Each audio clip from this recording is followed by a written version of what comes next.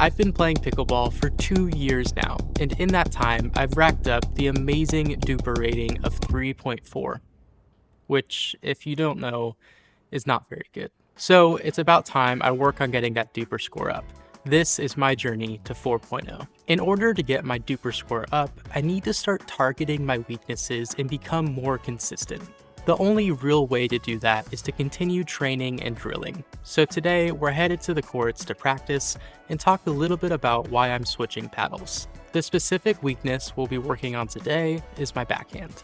If you watch any of my in-game footage, something you'll see is that every game, without fail, I hit a backhand way too far long, and it causes us to miss a few points. Usually it happens whenever the opponents are back at the baseline and I'm playing on the left side. It's a completely unforced error that shifts the momentum of the game to the point where we usually end up losing. And if I want to get my duper up, that's something I can't be doing.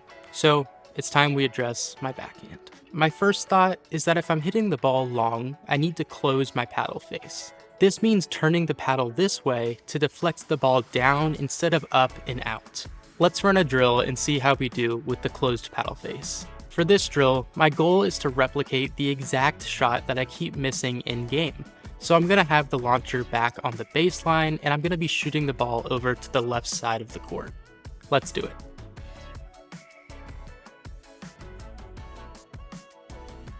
As I was drilling these shots, one of the main things I was thinking about was finding the balance between how open or closed the paddle face should be. Because I hit the ball so far out, I'm trying to close the paddle face a bit more than I think I should. I think overcompensating in this case will help me more than just trying to make a small incremental change. So if the ball goes into the net, I'm not really too worried about it because I'm intentionally trying to overcorrect. Something I saw Ben John say in one of his tutorials was that his power on these shots doesn't come from fully swinging his arm, but it comes from the rotation of the full body instead. So as I figure out how I want the paddle face to be positioned to keep the ball down, I want to start adding more and more body rotation in there to get a little bit of that extra power. Now, we're working on not hitting the ball too far out by closing the paddle face. But another solution that was mentioned to me was trying to hit a two-handed backhand across the court. Right now, I'm aiming for the baseline at the back of the court. But what if I could hit a shorter, more angled shot that goes cross-court and leaves the opponents running? That's something that I've pretty much never been able to do, so I think it's about time we learn how. And to help with the angle and consistency of the shot, I'm gonna try drilling it with two hands as opposed to one.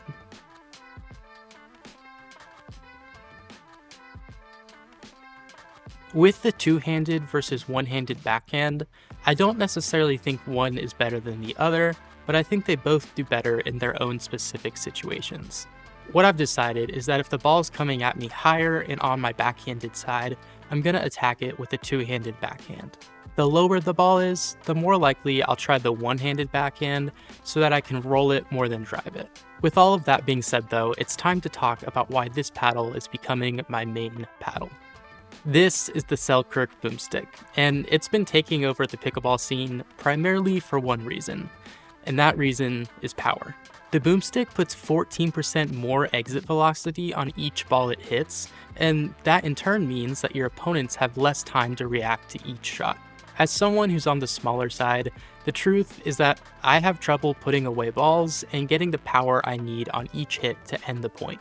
But this paddle allows me to do just that because it's so powerful.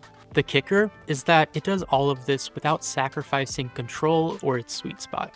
I've tried a lot of power paddles in the past that have been insanely powerful, but the sweet spot has been so small that typically when I hit the ball just drops dead to the side. The Boomstick, on the other hand, uses their MOI tuning system to add extra weight to the sides of the paddle. This weight expands the sweet spot and allows you to have less mishits. The Boomstick also has the Selkirk Infinigrit surface, which means you're able to put an insane amount of spin on the ball for 3 times longer than typical paddles. With all of that being said though, I can sum up my switch to the Selkirk Boomstick with 2 words: controlled power.